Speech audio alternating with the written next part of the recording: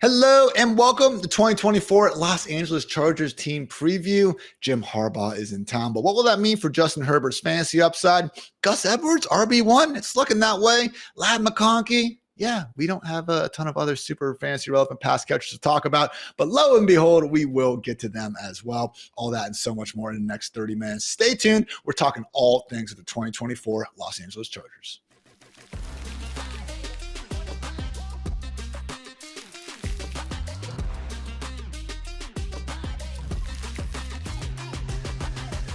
I'm your host, Ian Hartitz. Welcome to the Fantasy Life Show. And joining me, as always, is Fantasy Life Director of Analytics, Dwain "The Rock" McFarland. And Dwain, we believe in Justin Herbert. He is a very, very good NFL quarterback, despite some of the rumblings on Twitter that like to say, if, and, is just a story of Herbert's career. And an if he could be surrounded by a better group of players and if he didn't get injured and things of that nature. But man, just from a pure projection standpoint, based on what we've seen from Harbaugh and Greg Roman's offenses in the past, and also a supporting cast that I'm not going to say is the worst group in the NFL. The offensive line's made some nice improvements, but if you had to go through and just rank every team's running backs, wide receivers, and tight ends, certainly a hell of a lot closer to 32nd than definitely first. I would even say, closer to 32nd than 20th. But yeah, Dwain, we're going to need to see Justin Herbert put that Superman cape on to really be the fantasy star that we saw during the first two seasons of his career.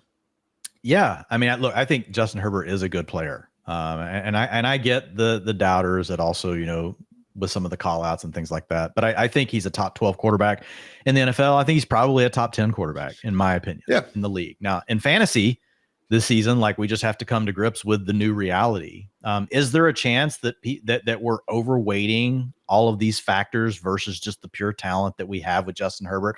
I think there's a chance, but it's not something that I'm worried if I pass on Justin Herbert, I'm going to lose my league. I just don't think it's a possibility this year. I don't see a ceiling path for Herbert. And I think that's the big thing you got to remember in fantasy. When someone comes to you and says, man, can't you remember that Justin Herbert threw for all these yards and all these touchdowns? And you can say, yeah, but let's look at the situation that we have now. And let's ask ourselves, do we think he could actually reach those heights again? Probably not. Could he be somewhere in between maybe what people are thinking of him right now versus what he did in the past? Yeah, I think that that's a plausible answer. But guess what? That middle range is not going to win you a fantasy championship. It's just not. You're better off looking at the quarterbacks that give you that scrambling upside later, like a Jaden Daniels. I'd rather be in on that. I'd rather take a Caleb Williams who's got a loaded offense sitting around him. Like, if you're playing in a super flex league and you get Justin Herbert as your second quarterback, Ian, I would be fine with that. But I mean, looking historically at what John Harbaugh what John Harbaugh has done, Jim. Jim. Goodness gracious. Special teams versus actual former NFL quarterback that coached at Michigan and Stanford. Yes, I know which one's which, but I don't know why I did that. Anyway, yeah, looking at what Harbaugh has done in the past and looking at what Greg Roman has done in the past, like, it's not direct apples to apples in the NFL level because you had Alex Smith, you had Colin Kaepernick, but these guys, you did have with Harbaugh, Andrew Luck. And this was the guy that still wanted to run the ball all the time in college. So I think we are going to see more of a run-heavy attack. I think the argument that you could make against that would be, okay, let's look at this running back room. Can it really hold up? You've got Gus Edwards. You've got J.K. Dobbins, Kamani Vidal. Like, I mean, are these guys that we really think, are going to be one of the, most run-heavy teams in the league with those three guys? I think that's the biggest question that you could ask. But again, with running back, we know it's just about volume. It doesn't always have to be about talent. So they have three bodies that they're going to be willing to hand the ball off to. So I kind of middled it, Ian. Like, I didn't make them as rush heavy as what we saw from the 49ers back in the day, who also had a scrambling quarterback in Colin Kaepernick and also got design run attempts. We're not going to get as much of that with Justin Herbert. But I also didn't just ignore the fact that we've got a new coach in town that's going to bring a different scheme. So I put it in the middle. If you look at the pass play rate last year with Kellen Moore, 65%. That was the drop back rate. The year before, 68%. I've got it this year at 58%. But if you go back to Harbaugh and those guys in the day with the 49ers, we're talking 54%. So I'm above that, but I'm well below where this offense has been from a drop back rate as far as my projections go for the 2024 season.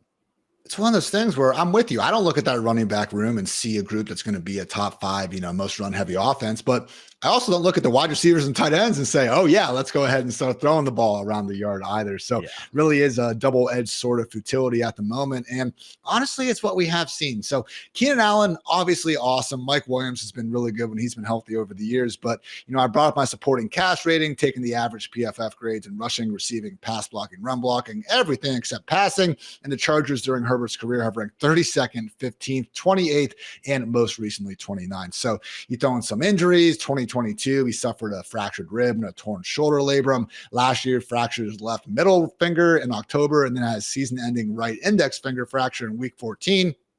It's been a while since we've seen, a fantasy star here, Dwain.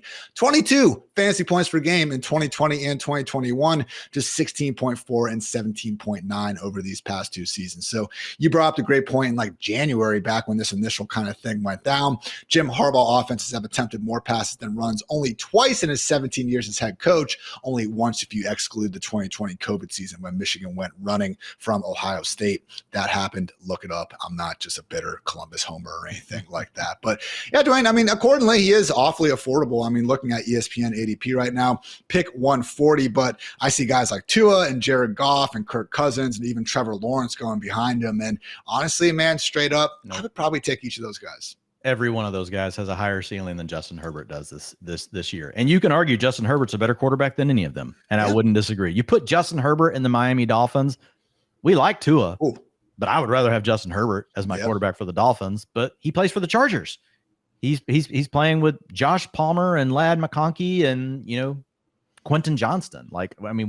It's not the same thing as playing with Tyreek Hill and playing, with Jalen Waddle. I have the Dolphins projected for the most passing yards in the league. If Tua gets touchdown luck, he's the most underpriced quarterback in fantasy right now. What if Tua comes out and leads the league in passing, which he could easily do? He's been right in that range the last few years. Last season or anything. Oh yeah, he did. Yeah. If you give him touchdown, efficiency where suddenly he throws for a touchdown, and he's got the receivers to do it on like 6% of his passes, 6.5% of his passes. Like Tua has the upside to be a top 3 quarterback as a pure pocket passer. Yeah. You don't have that with Justin Herbert. Jared Goff, surrounded by far better weapons. Yes, Justin Herbert, better quarterback, but in fantasy this year, you should not be taking Justin Herbert over any of those guys.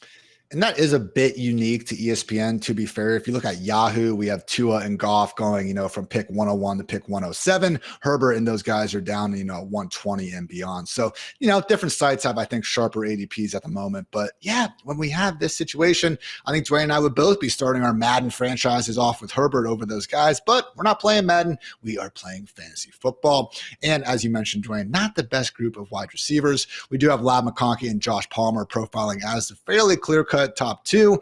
How do you feel about the prices right now? Because McConkey, where he's going right now, alongside some fellow baller rookies, depending on the site, it could be Roma Dunze, Brian Thomas, Keon Coleman. Not someone I'm absolutely fading, but also not someone I'm expecting to see, the sort of target volume to make up for potentially not being as good as prospects of those guys.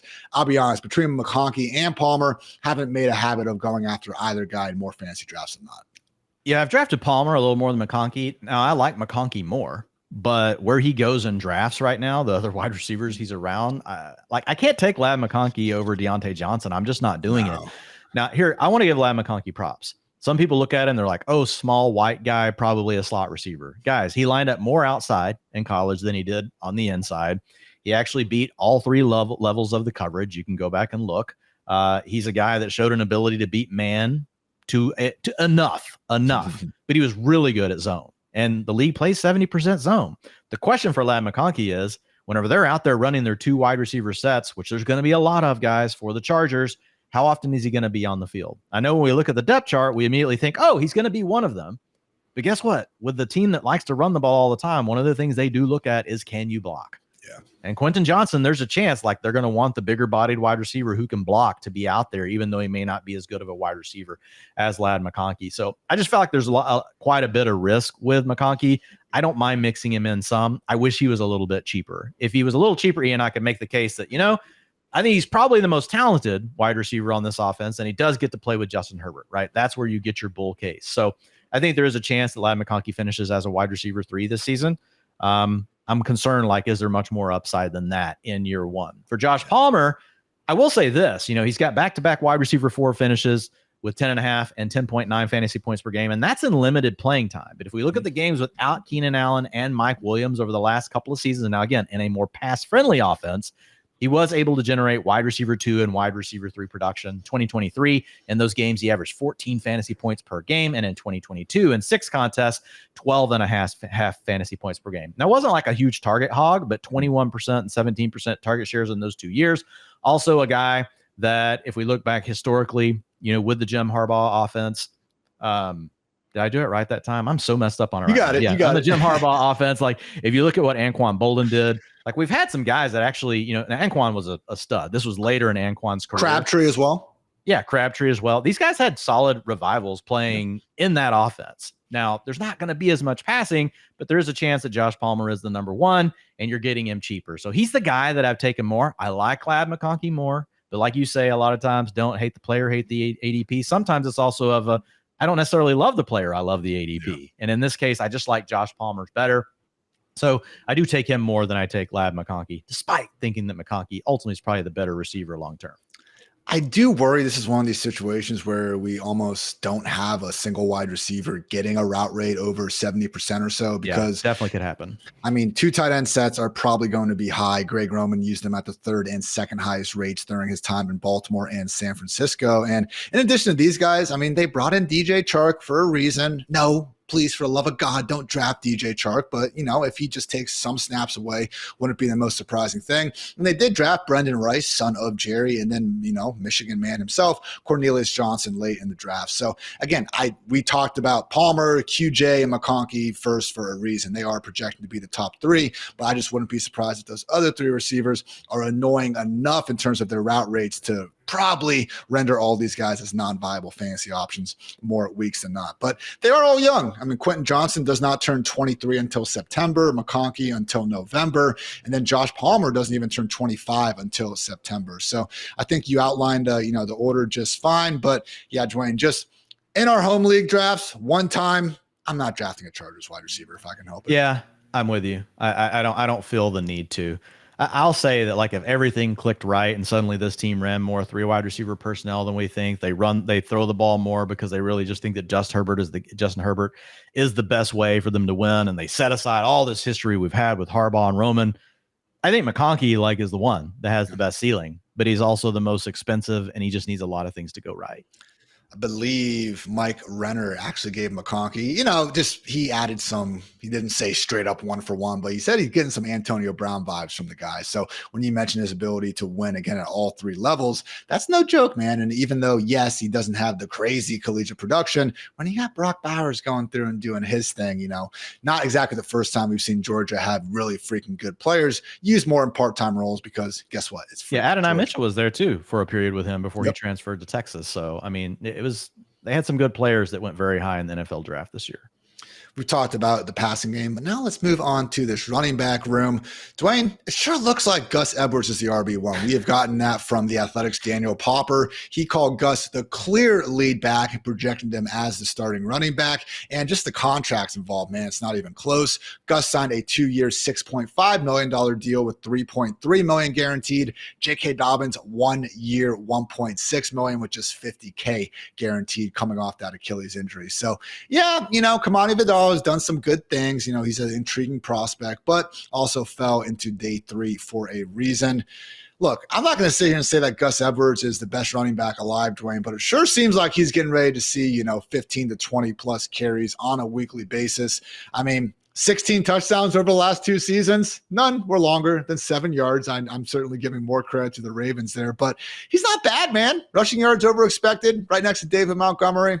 He is a little banged up right now, but Harbaugh has said it's likely a high possibility, which is a very Harbaugh thing to say, that he will be back by training camp. Coach Speak Index shout out does give Harbaugh a 90% reliability on injury, Coach Speak. So I'm not worried about the undisclosed injury. It seems like Gus is going to be the guy, Dwain, and he's being priced outside the top 36 backs more times than not.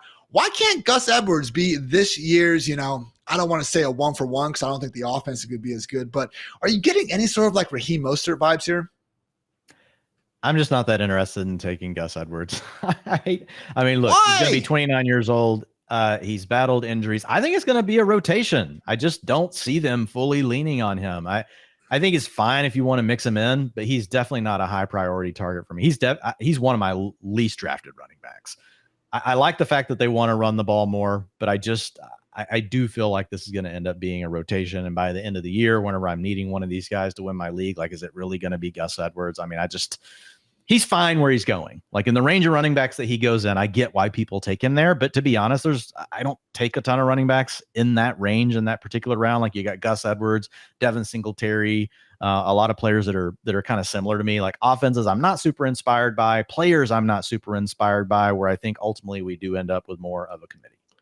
I will say in some of the best ball lands, the ADP is out of whack. But right now, man, ESPN, Gus Edwards going, behind Trey Benson, Jerome Ford, Blake Corum. We're talking rounds behind Devin Singletary and Ezekiel Elliott. I mean, that's the part where I just don't see it as much. I mean, J.K. Dobbins only goes 5 picks after Gus Edwards on ESPN. So I would say ESPN specifically has a very reasonable Gus Edwards price, going literally in round 13 at this point. I mean, what happens in week 1, Dwain, when Gus Edwards has 20 carries for 95 yards and a touchdown? Like, we're probably going to have to be forcing to rank him in the top 24 sooner rather than later.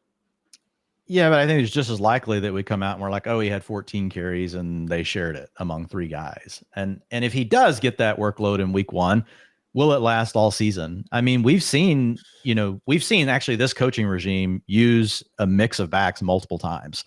Now, they've rarely had an elite back to lean on, so I think that you have to be careful. But I don't think Gus Edwards is an elite back that you're going to lean on. So I think that we're going to see a rotation between these guys. Now, if J.K. Dobbins is complete dust, not ready, let's say Kamani Vidal is a complete bust, which is possible, not a high round pick. And then you look at Isaiah Spiller, really, we can already qualify him as a bust. Like, I do get it. There are scenarios where suddenly you're just like, well, I guess we're just going to hand it to Gus because that's really all that we have. So I think it's worth paying attention to, obviously, in training camp. But I think over the course of a season, like, I just feel like this does end up as a committee based on the historical coaching history that we have there, as well as, just the age of the player and the skill set of the player.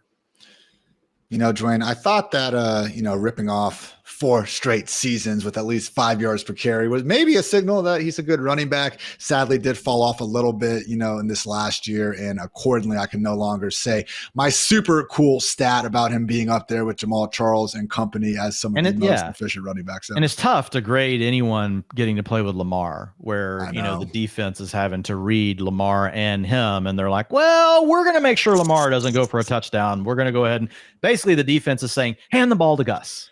We're telling you to hand the ball to Gus. Now, to your point, like, he did what he was supposed to with those carries, but you got to shave like a yard off. I know. It's fair. I don't know if it's a full yard. I haven't done the research on that, but you definitely have to shave something off of his yards per carry.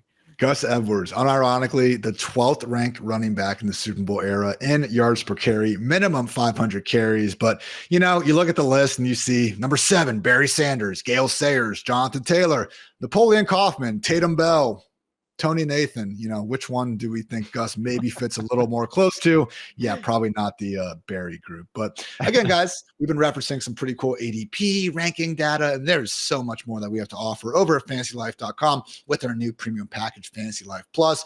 I mean, seriously, just some of the mock draft and draft champion tools we have. Truly, truly awesome stuff. And for more on that, here's a message from the one, the only Matthew Berry. We'll be back right after this quick word. When I started Fantasy Life, I had one mission in mind, really just one. Fantasy football and sports betting for all.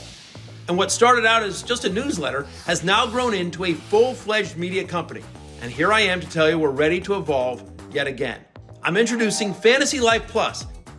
It's a premium product built upon a suite of fantasy and sports betting tools to take your game to the next level. I know, I hear you, really, Barry, a premium product?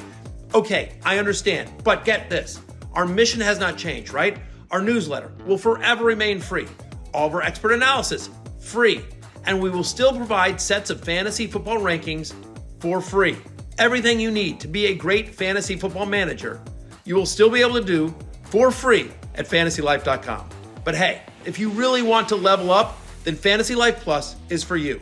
Fantasy Life Plus will introduce new tools like our Draft Champion, customizable rankings, site-wide league sync integration, player prop models, game models, DFS pick'em builders, and so much more. Seriously, just check it out. Go to FantasyLife.com to learn more. And as always, may your trades never be vetoed, may your flex plays always work out, and may your Monday Night Miracles always come through. Thank you, Matthew. And Dwayne, this takes us to, kind of the offensive philosophy coaching changes part of the podcast. And we've already discussed kind of the Harbaugh and Greg Roman effect, but yeah, expected to be a run heavy unit. And I think the decision to draft Joe Alt with the number 5 overall pick ahead of someone like Malik Neighbors does reflect that. So overall thoughts on this scheme, just any more than what we've already talked about, because I don't want to, try to say that Jim Harbaugh and Greg Roman aren't great coaches. I mean, both guys have really won everywhere they've been. And as much as we want to say like, oh, pass the ball, why do you want to run the ball so much? I don't know, man. I don't see 49ers fans, complaining about Kyle Shanahan running run first offense as much over the years as well. So thoughts on the Harbaugh and Roman partnership overall? Yeah, I don't think there's really anything else to add. It's just been an extremely run-heavy offense. I do think Justin Herbert will be the best quarterback that Harbaugh has had at the NFL level. So I think that, things might not be quite as run-heavy as what people think, but it's definitely coming down. That's what I can tell you. They're not going to drop back to throw the ball 65% of the time like they did last year, and it was even more the year before. It is definitely coming down, and I would put my bet on it being under a 60% drop back rate. Not down to 52, 54% like some of those years we saw with the 49ers, but I think it's somewhere in between those two things. Takes us to the win total, which is set at 8.5, minus 160 lean on the over. So certainly telling you where most are projecting it to be. And, somewhat surprisingly, plus 350 to win the division, second behind only the Chiefs. So I'm going to take the under, Dwayne, because minus 160 is a really high level. But, I wouldn't be surprised if, Harbaugh, Roman, adding Alt, maybe this could end up being a team that leans on a much improved defense. Obviously bringing in Michigan defensive coordinator Jesse Minter. They got the big name blue chip talents, man. Joey Bosa, Khalil Mack, Asante Samuel Jr., and Derwin James. Didn't make sense how bad they were for stretches, of time with Brandon Staley. Injuries didn't help, but yeah, man, I think this is arguably just almost based on the quarterback situation, but they want to play almost the same way as the Chargers, and I think they might have better pieces to do. They have the better piece under center, which I think is ultimately all that matters. So I get the allure for, picking over 8.5 wins. Again, they had the minus 160 for a reason, but give me the slight under because that's just a lot of juice to pay. Yeah, I mean, look, in the market, like what is telling us, the minus 160 on the over, obviously people think the combination of Justin Herbert at quarterback as well as the coaching change is, this is the second best line that we have, for a win total in the division behind, the Kansas City Chiefs. So I'm with you. I think, taking the minus 160 is too much for me, but I think the market is obviously sharp on this. So I would say they're going to win over 8.5 games. I'm just not betting that. If you guys do want to bet on it either way, we invite you to do so over at DraftKings Sportsbook, and a partner of ours here at Fantasy Life. And right now, all new customers who bet just $5 will get $150 back in bonus bets instantly. All you got to do is download a DraftKings app now and sign up using our promo code Fantasy Life. That's right. New customers can bet just $5 on anything and receive $150 back in bonus bets instantly. You can stay in on the action, use your $150 in bonus bets on DraftKings same game parlays for a shot on an even bigger payout. Combine multiple bets together from the same game and watch the odds skyrocket. Again, everyone, download the DraftKings Sportsbook app now. New customers use our promo code FANTASYLIFE and bet just $5 on any wager to get $150 back in bonus bets instantly. The crown is yours. All right, Dwayne, we've talked about, again, Gus and kind of who's going to be the RB1 in this backfield. But, hey, if it's not going to be Gus featured, which you tend to think will be the case, could one of J.K. Dobbins or Kamani Vidal wind up standing out? With Vidal, 4'4", 640. He has, theoretical three-down size, 5'8", 213 pounds. And he did manage to, go for 92 catches and 700 receiving yards during his 4 years at Troy. So virtually free in ESPN Yahoo leagues. I do think he warrants some true last round treatment. We see him priced up a little bit, in some of the best ball formats. But right now, man, I'm looking at his ADP on our website, going next to guys like Kenneth Gainwell, Keaton Mitchell and company.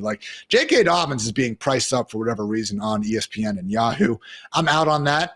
We do have NFL insider Daniel Jeremiah saying if you're in a fantasy draft J.K. Dobbins. But the history of these RBs coming off Achilles, man, especially in year one, so brutal. And, if I'm going to put a dart on any of these guys in the late rounds, give me the guy that has 2 functioning Achilles right now.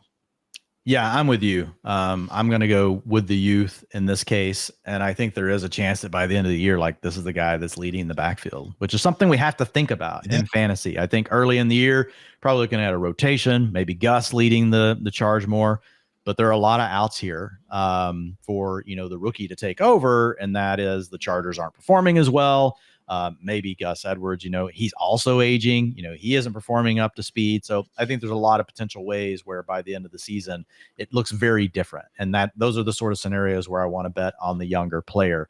I would say in traditional leagues, again, drafting 15, 14 rounds, I don't think it's something where you got to worry about it. It's going to be more of a free agency type of thing where you're playing the waiver wire.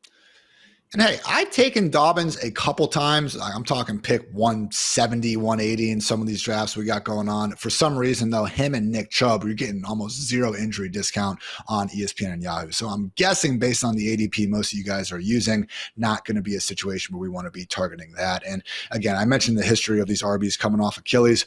In recent history, we had Arian Foster, who then averages 2.5 yards per carry, suffered another injury and retired. Deontay Foreman's one of the best case, but even then, guys, like we're talking about pretty solid second half stretches in Carolina and Tennessee after guys got hurt. It's not like Deontay Foreman has emerged as, a top 5 talent in the NFL. Isaiah Crowell didn't return to football after his. Marlon Mack hasn't found a consistent new home. Cam Akers has been horrible. Justice Hill, again, one of the better case studies. James Robinson on 5 different teams over the past 12 months, and Tariq Cohen has not returned to football. So, if our best case scenario is something close to Deontay Foreman and Justice Hill, Dwain, just not something I'm really trying to overly bet on. And now for the main event, as Chris Allen would make us believe, the tight ends, Dwain, Hayden Hurst and Will Dissly. Do you care at all? I think we're going to see a complete rotation here. There's a chance that one of them turns into a waiver wire darling, but neither one of these guys have been, high-end target earners at any point in their career. I struggle to see a scenario where that happens now. Yeah, Donald Parham, probably the best guy on the roster in terms of a pass catching role, but his limitations as a blocker are going to be a problem with him ever kind of getting the sort of route rate we need. Will Dissly should be the favorite for more playing time, again, just based on the contracts. 3 years, $14 million with $10 million guaranteed. Hayden Hurst, 1 year, $1.125 million with 0 guaranteed. Likely, again, more of an injury discount coming off the scary concussion and then kind of his recovery from that. So as Dwain said, Fantasy Life projections, 3-way split, nobody reaching even 40 total targets. So maybe Hurst's familiarity going back to their days together in Baltimore with Greg Roman wins out. But yeah, please don't draft these guys. Takes us to the final part of the podcast, Dwain, where we go ahead and comp the Chargers to a movie character, TV character, or whatever the hell you are feeling. I am going to go with Brad Pitt from the Inglourious Bastards kind of being Jim Harbaugh here. He gets his group of Jew hunters where they want to go out and just basically murder all these Nazis. And I kind of feel like that's a sort of straightforward, no nonsense, like just new kind of culture and attitude that Jim Harbaugh is bringing to this, squad. It's a savvy veteran leader who has had a lot of success, throughout all stages of his career. So, don't think there's going to be the same level of murder out there. I hope there's not, at least. But, if any Nazis decide to go ahead around Chargers headquarters, maybe Harbaugh can take them out. But common goal, they get shit done. Yeah, let's roll with that. So please tell me you have something better, Dwain. I really don't. I was honestly struggling with this one so bad. Like I was sitting here Googling because like the thought I've had in my mind for Harbaugh is like a movie about where someone follows, and maybe the listeners can help us out and tell us what the actual movie is that I should use here. But someone that's got a system, right? I don't care what they're applying it to, but like they say, this is the way I do things, and it's just the way I'm going to do things. Now, the thing is, this person's been very successful. They have to have been very successful doing things the way that they always have. And that's Harbaugh. Like he's shown you, like he is going to run the football. He's going to have a tough football team. They're going to have a certain mentality. He's going to try to cut down on all the mistakes, but he's got a system like that he wants to deploy. And that's what they're going to do. Might it veer some from that because they've got a really a better quarterback than what he's had historically? Yeah, but I expect him to come in and run an offense the way that we're used to Jim Harbaugh and Greg Roman running the offense. So I feel terrible. Like I honestly could not find a movie that I was like, okay, what actually fits this criteria? So, we'll let the listeners write one in. It's one of those situations where I feel like almost like an outside consultant coming in and improving things. Office Space doesn't work because the consultants are freaking idiots in that movie. Yes. The computer and the bear, that new character that we had come in, towards the end of season 3. But that okay, I haven't watched season 3 of The Bear, so maybe I need to watch that. You're not missing all that much, man. Mediocre season, in my humble opinion. After really? loving, I love the first 2. I just thought they kind of slowed things down too much there. But that's neither here nor there. Everyone, we have concluded now the team preview series, 32 up and 32 down. I want to thank you guys for listening to each and every step along the way. And yeah, I do think that, say for a few situations where news is broke, like, my God, we recorded the 49ers preview, and very shortly after that, the official Ayuk trade request came out. Still kind of addressed it. It doesn't change our complete thoughts. But for the heavy most part, I do think that all these continue to hold up. And we got training camp starting just around the corner. So if you guys want to get caught up on all 32 squads, again, invite you to go ahead and binge those. So thank you guys again for tuning in. For Dwain, for producer Matt, I'm Ian. And until next time, take care, everybody.